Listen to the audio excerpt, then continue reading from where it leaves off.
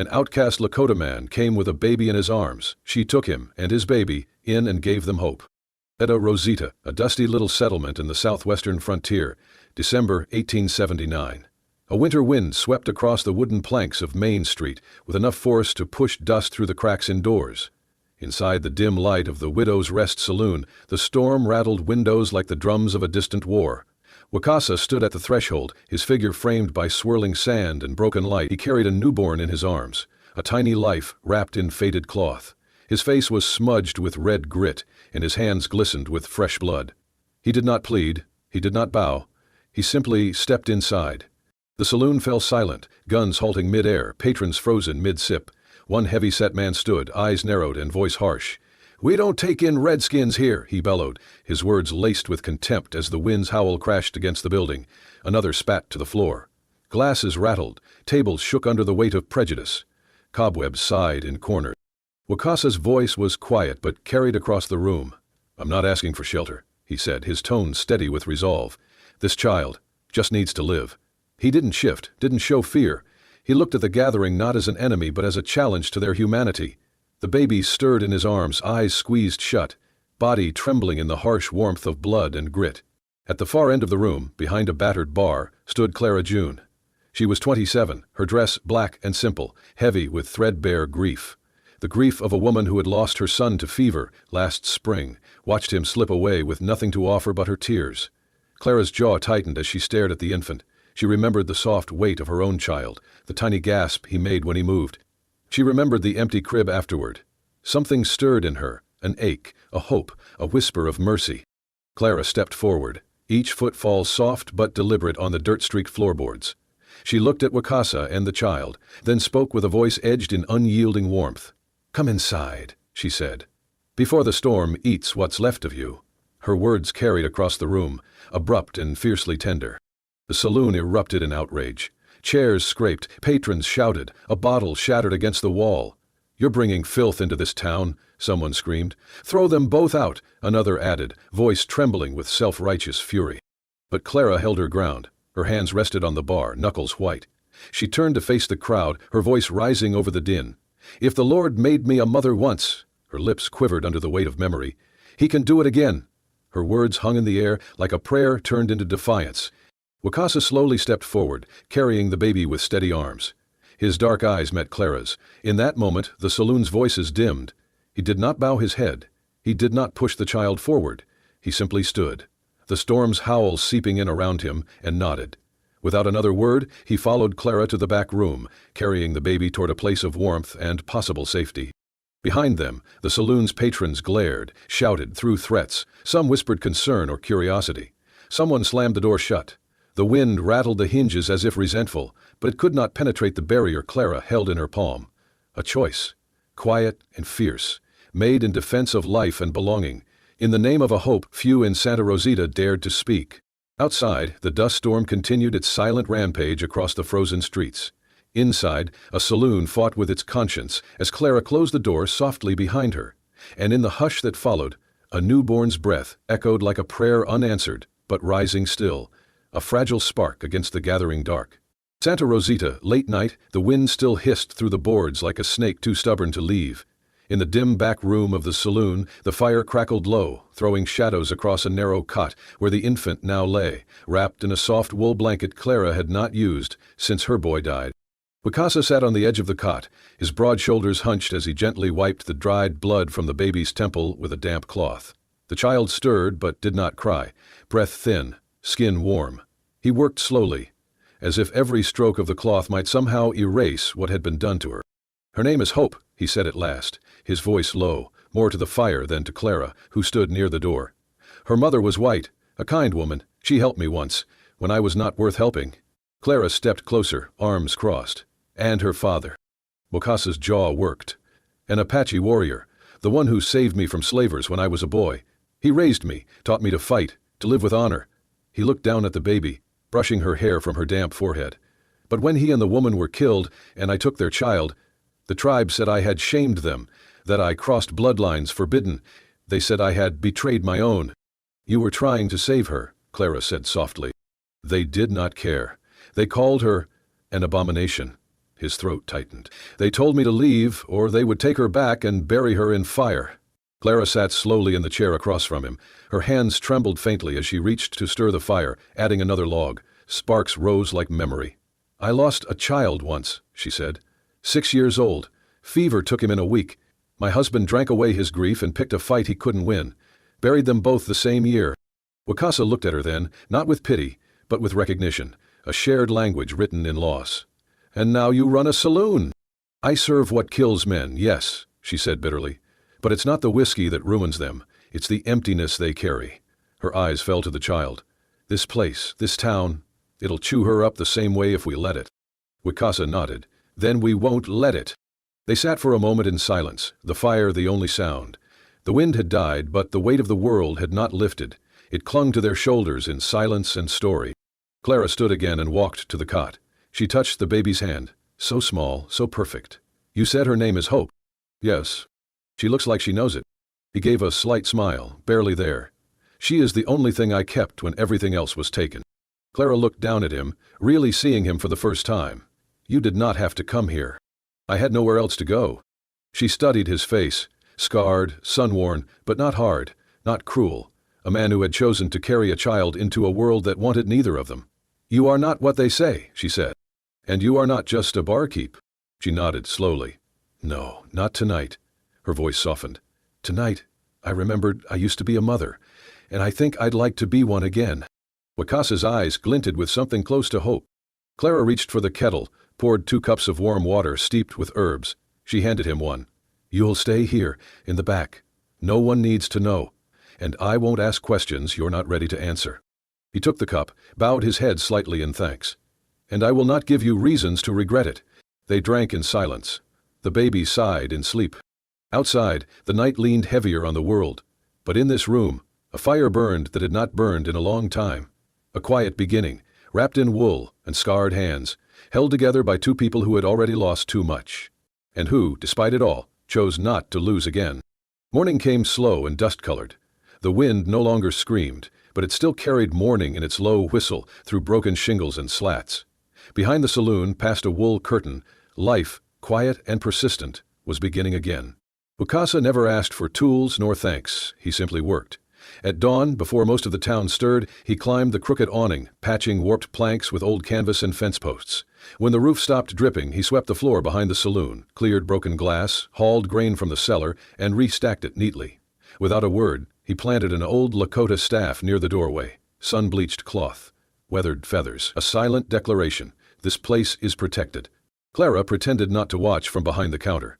But she noticed everything, the way he moved with quiet purpose, never asking for anything, never imposing.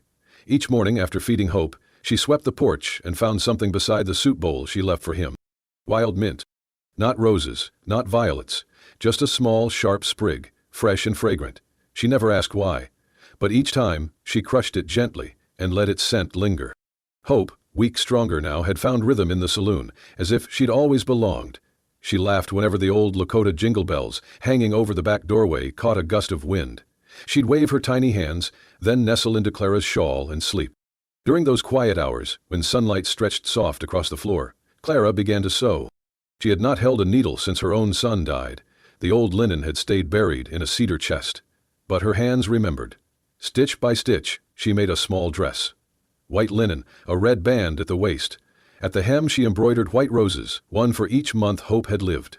Across the chest, she stitched the Lakota 4 winds symbol, in threads dyed with ash, berry, grass, and earth. Just above the heart, she added a small cross. Not loud, just there, remembrance. The dress wasn't perfect. Some stitches wavered, but it was theirs, a quiet promise sewn from grief and care. That evening, Wakasa returned from the river, where he went at dusk to whisper prayers only he understood. At the doorway, he saw the dress laid on the table beside the baby. Clara didn't speak. She ladled stew silently into a bowl. He looked from the dress to Hope, then to her. Something passed between them. Not a smile, not peace, but recognition, of loss borne gently, of something rebuilt not with words but presence. That night, Hope slept in Clara's arms. Wakasa left a sprig of mint beside the bowl again.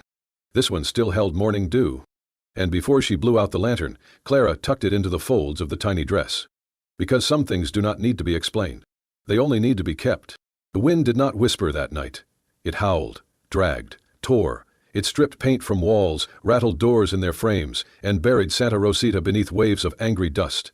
The saloon groaned with each gust, its windows shaking, its walls trembling. But louder than the storm was the sharp, aching cry of a child. Hope screamed with fever, her tiny chest heaving, her arms twitching as if trying to fight something deep inside. Clara rocked her in the old chair by the stove, humming broken hymns, lips cracked, hands trembling. "She's burning," she murmured, brushing Hope's slick cheek. "She's on fire." She tried everything she knew, cool cloths, diluted broth, water trickled from a spoon, but the child only whimpered, barely able to swallow. Her eyes rolled back, lashes fluttering like torn silk. Outside, the storm showed no mercy. Inside, Clara's heart pounded louder than the wind. When morning came, no gentler than the night, Clara wrapped herself tight and stepped into the storm. She ran to the druggist's porch, sand stinging her face, and pounded the door. "Please, I need medicine. The baby's sick, fever." The man leaned out slowly, frowning. "Is that the savage's brat?" "She's a baby," Clara said. "She's just a baby." He looked her over. "Then let her die quick. Better than growing up mongrel." Clara's eyes flashed. What kind of Christian talks like that? Fool who serves decent folk. Now leave. The door slammed.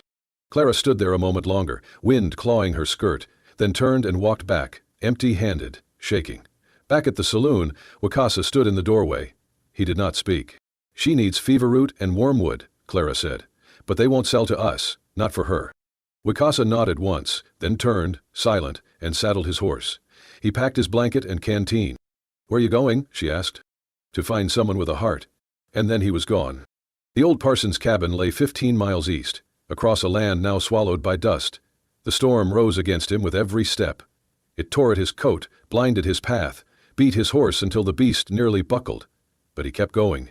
When he reached the cabin, his face was raw, eyes red-rimmed. He knocked once. The old preacher opened the door. He said nothing, just looked. "She's dying," Wakasa said, voice low, "and I cannot lose her." The parson gave him herbs, a jar of tincture, and whispered, "She'll need prayer too." "I gave her all mine," Wakasa answered. "Now she needs yours." The ride back was worse. Wind screamed like something alive. A deep rut tripped his horse and threw him hard. He landed on his side, ribs cracking, but he reached for the bundle beneath his coat. Hope, wrapped tight, barely moving. He crawled to her, wrapped her closer, and shielded her with his body. His back took the wind. His blood stained the sand. When Clara flung open the door, she saw him there, half buried in dust. "Wakasa!" she cried, running to him. He was barely breathing, lips pale. Hope whimpered in his arms. "You fool," Clara said, cradling them both. "You'll die." He opened his eyes. "Not yet." "Why?" she sobbed. "She's not even yours." He whispered. "But she's mine to protect." Been passed out. Clara pulled them both inside. She boiled water, crushed herbs, spooned drops into Hope's mouth. Slowly, the baby drank. Clara cleaned Wakasa's wounds, bandaged his ribs, stroked his brow until the tension left his jaw. Hours passed. Outside, the wind began to quiet. Inside, Hope slept, her body cooler, her breath soft. And beside the fire, a man who had no home, no tribe, no name left to honor, had given everything to protect what mattered most. And Clara, in that stillness, knew this was family. Not by blood, but by choice. The sky over Santa Rosita cracked with heat, though the wind carried a bitter tension that had nothing to do with weather. Rumors rode ahead of horses, fast, exaggerated, deadly. By mid-morning the dust had not yet settled from the previous week's storm, and yet a new one rolled in, on boots, with rifles. Word had reached Fort Eastland. A Lakota renegade, traveling with a mixed child, suspected of abduction. Origin, Arizona Territory. Some said the girl had been stolen. Others whispered he had killed to take her. None knew what was true, but that had never stopped bullets from flying. Wakasa felt it first in his ribs, that old hum of danger, like a bone-deep memory. But he stayed calm. At the back of the saloon, beneath the wooden eaves where shade offered no safety, he cradled Hope in one arm and tilted a wooden cup to her lips. The girl drank slowly, blinking in the light. He smiled faintly. "Good girl." Then the doors slammed open. 6 men. Uniforms dust-streaked, hats low. 3 soldiers, 2 armed deputies, and a Lakota man with the feathers of the traditionalist clans woven into his braid, the kind that saw shame not in lies, but in mercy.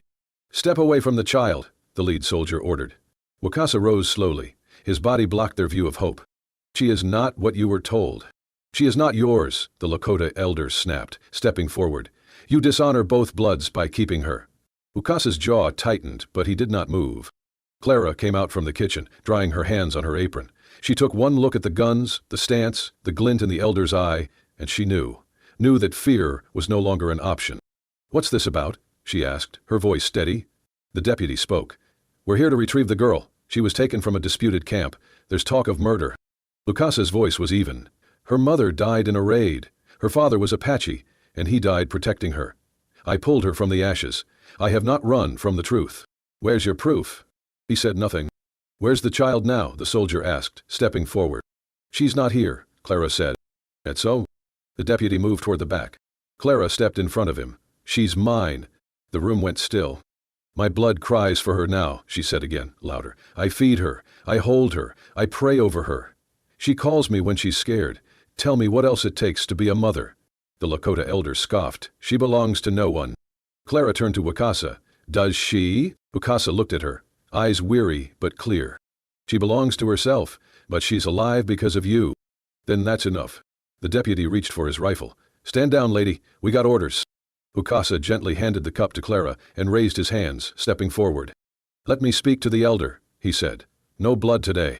The soldier hesitated, then nodded once. Wakasa approached the older man, his every step a negotiation between past and present. When they stood face to face, he spoke in Lakota, voice low. You called me traitor for saving her. But what is tradition if it kills a child to honor a rule? The elder said nothing. I do not ask to return. I ask to be left alone. The child has Apache blood. She has human blood, Wakasa said, and it is still warm. The silence between them stretched. Then the elder turned to the others. This man is no longer one of us. Whatever happens to him is not ours to bear.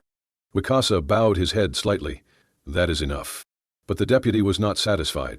We still take him in, he said. Let the judge sort it. Clara moved again, this time standing fully between Wakasa and the rifles. She's under my roof, she said, and unless you've got a warrant signed in ink and blood, you'll leave as you came. Careful, miss, the soldier warned. I buried a husband and a child. You think I fear losing what's already gone. Her voice cracked at the end, but her stance did not. Hoop let out a small cry from the cellar below, muffled, alive. Everyone heard it. Wakasa closed his eyes, then opened them and looked directly at Clara. Do not let them take her. I won't, she said, not while I draw breath. No one moved. Then, finally, the officer sighed, cursed under his breath, and gestured to the men. Mount up. We'll write the report and let the papers swallow the truth. As quickly as they came, they left. Wakasa sat down slowly, exhaling for the first time. Clara knelt beside him, arms shaking. What do we do now? We keep breathing, he said, until she can walk far enough to do the same. And beneath the floorboards, the child named Hope stopped crying. The afternoon light bled through the dusty windows of Clara's saloon, casting long golden fingers across the floorboards. The storm had passed days ago, but the tension remained, quiet as a coiled snake, waiting. Clara stood by the hearth, her hands folded around a tin cup of lukewarm coffee. Wakasa sat nearby, eyes fixed on the small bundle in the cradle beside them. Hope stirred in her sleep, soft sighs fluttering like feathers in the silence. The knock came just before sundown. When Clara opened the door, Reverend Cyrus Hall stood there, hat in hand, coat weather-beaten. His face was lined with age, but his eyes, those blue eyes that had baptized, buried, and blessed this town for 30 years, held something like apology. I came because you asked, he said gently, not because the others approved. She nodded. That's enough. Inside, he looked at Wakasa. The Lakota man rose, straight-backed, but calm. Reverend Hall took a deep breath. Is it true, what they're saying, that you brought this child from Arizona? That the mother was... She was dying, Wakasa said softly. She gave the child to me. Her name was Anna. She was white. The father was Apache. They died protecting her. Reverend Hall looked at Clara. You trust him? With my life, she said. And hers. The Reverend turned to the cradle. Then that is testimony enough for me. But peace never lingers long in places like Santa Rosita. That evening, as shadows stretched across the desert, a small group of riders arrived outside town. They bore no weapons in hand, but the feathered staffs and bone jewelry marked them clearly emissaries of the Lakota. The same elder who had confronted Wakasa days ago dismounted first. His name was Mato Mosca, once a spiritual guide, now a man torn between law and mercy.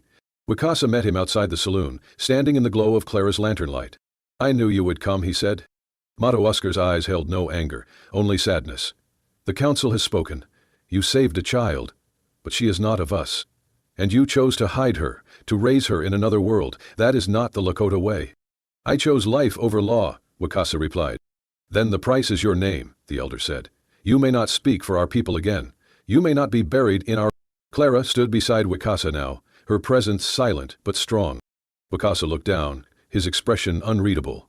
"And if I accept—" "Then you walk your own path," Matoska said. "Alone." The elder turned to leave, but Wicasa's voice stopped him. He turned to Clara. With slow, steady hands, Wicasa reached into the beaded pouch at his side and pulled out a small carved pendant, shaped like a wolf standing at the edge of a cliff. He knelt, one knee to the ground, and placed the pendant in Clara's hand. Then he lifted Hope from the cradle and set her gently in Clara's arms. "If I am no longer Lakota," he said, voice tight but clear, "then let me be her father in heart. I will not ask for more." Clara blinked, the weight of the child heavy and warm against her chest. She looked at the man who had come from the storm, the man who had never once asked for anything and yet had given everything. Her voice broke, but her words didn't. "Then let me be her mother." Wicasa looked at her. In his eyes, no pride, no despair, just the quiet gratitude of a man who had finally stopped running. Mato Amata stepped forward again. He looked at the woman, the child, the man. "No one can take what is given freely," he said at last. "Walk your path, Wicasa. It will not be easy, but perhaps it will be true." Then he turned and rode into the dark. Inside the saloon, the fire had burned low. The town remained silent. But as Clara rocked the baby, her hand brushing the pendant at her chest, she felt something settle. Not safety, not certainty, but belonging. And as Wicasa sat beside her, shoulders tired but steady, he whispered to the child, "You do not have my blood, little one, but you have my fire." And that was enough. The morning of the wedding came without music, without laughter, without bells. Clara stood in front of the cracked mirror in her room above the saloon, adjusting the sleeves of her old black dress, the same one she had worn to bury her son, the same one she wore every Sunday since. It was worn soft, faded at the seams, but clean. It was all she had, all she needed. Downstairs, the saloon had been cleared.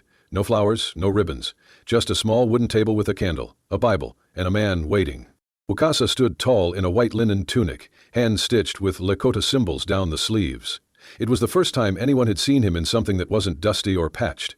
His hair had been braided with care, his boots shined with cedar oil. He stood like the quiet promise of something still whole. Reverend Cyrus Hall stood beside him, the old man's hands folded around his worn leather Bible. His voice had not been asked for, but it had been offered. "Not all fathers are born," he said gently as Clara descended the stairs. "Some are built, by pain, by patience, by love." No one else had come. The townsfolk had made that clear. Clara and Wicasa had posted the notice by the church gate. Clara had extended the invitation to her neighbors with a trembling voice and a steady gaze. One by one they had turned away. No blessing, no witness, just silence. And yet Clara did not falter as she reached Wicasa. He took her hands, rough palms, calloused fingers.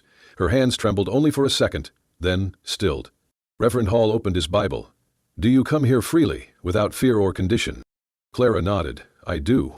Wicasa nodded once. "Yes." The Reverend's voice was strong now, cutting through the hollow room like wind through a canyon. "Do you swear to walk beside one another, in hunger and in harvest, in storm and in stillness?" Clara's voice cracked. "I swear." "I will walk," Wicasa said, "wherever she walks." The Reverend closed the Bible. Then, before no crowd and no judgment, but under the sky God made, he said, "You are joined." There was no applause, only the distant clang of a blacksmith's hammer, the rustle of curtains in the houses where the town watched, but did not come. Wicasa turned to Clara. He didn't kiss her. Instead, he rested his forehead gently against hers, a gesture from his people, a sign of trust, of union, of breath shared. It was enough. Then, feet. Small, light, running fast. From the back room came the sound of Hope's bare feet on the wood. Her dress was too big, and her braids uneven, but her smile was full and whole. She stopped at the edge of the room, looked from one to the other, and with a voice that cut cleaner than any preacher's words, shouted. Mama, Papa. Clara turned. Her hand flew to her mouth, tears rushing before she could hold them back. Wicasa knelt, arms open. Hope ran into them both. No one else cheered. No bells rang. But in that single moment, the empty room felt full. Outside, the town turned its back, windows closed. A few shook their heads. But in the small saloon, beneath no cross and under no flag, a family stood together. And in the hush that followed, Reverend Hall whispered only to himself, "Some things holy don't need a crowd." And then the candle flickered, and stayed lit. The wind over Santa Rosita changed that spring, softer somehow, like something wild had been tamed, not broken, just welcomed. Wicasa and Clara built their life beyond the edge of town, where the red soil turned rich near the creek and cottonwoods swayed like watchful spirits. They built it not with plans, but with patience.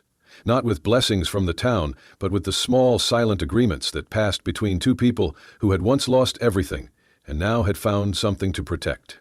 They built a small ranch, modest but sturdy. Chickens, 2 goats, and a garden that Clara coaxed from rocky dirt with stubborn prayer and Wicasa's quiet care. And they opened the back door wide, so wide that when the first child came, there was no question. A boy, half Mexican, half something else, left at the gate in a wooden box, his name written in soap on a ragged handkerchief, Tomas. Then came the girl from the burned wagon, eyes too tired for her 5 years. And the twins whose mother had died in childbirth, both pale as milk, but with laughter that shook the walls. They came, not all at once, but slowly, as if the wind whispered there was a place where blood did not matter. Wicasa never asked where they came from. Clara never asked why. They only asked, "Are you hungry? Are you tired? Do you want to stay?" One afternoon, Clara opened the door and found a baby wrapped in an old soldier's coat. Pale, cold, no note, only a small piece of leather tied around her wrist, and the words scratched into the wood beside the doorstep, "Help her live." Clara held her close, kissed her forehead, and whispered, "You already have." Hope, now 5, helped feed her with a bottle warmed near the hearth. She sang lullabies she'd learned from Clara, and tied one of her ribbons to the baby's wrist so she would not feel alone. But not all hearts in town softened. At the church one Sunday, a boy, twice Hope's age, shoved her near the pews and whispered, "You don't belong here. You don't even have a father." Hope looked up, quiet. She did not cry. She just turned away, walked back to her seat, and held her hymn book upside down. When Wicasa heard, he didn't go to the preacher. He didn't raise his voice. He rose early the next Sunday, walked into the chapel before service, and stood alone at the pulpit. He placed a single object on the old wooden lectern. A silver Lakota bracelet, hand-crafted, engraved with symbols of his ancestors, worn smooth with time. He said, no words, but the message hung in the air like incense. My daughter bows to no one.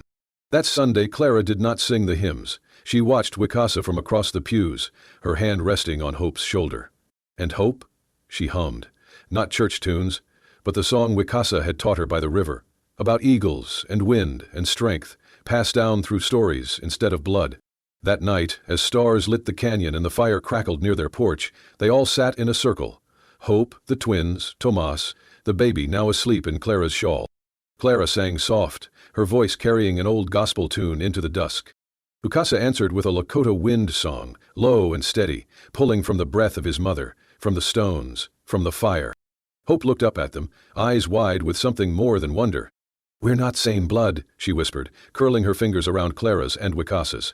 But we're the same heart. No one corrected her. No one needed to. Outside, the wind moved across the hills. And inside, the fire burned steady. And in a place the world tried to forget, a family that never should have existed became the most sacred thing of all, chosen. If this story of chosen family, quiet bravery and love that crosses bloodlines, touched your heart, do not let it be the last. Subscribe to Wild West Love Stories for more tales where honor lives on the edge of law and hearts find home in the most unexpected places. Because in the dust and fire of the old frontier, love did not always arrive with a wedding ring, but it stayed with a promise. Hit that subscribe button, ring the bell, and join us next time for another journey through the untamed and unforgettable American West.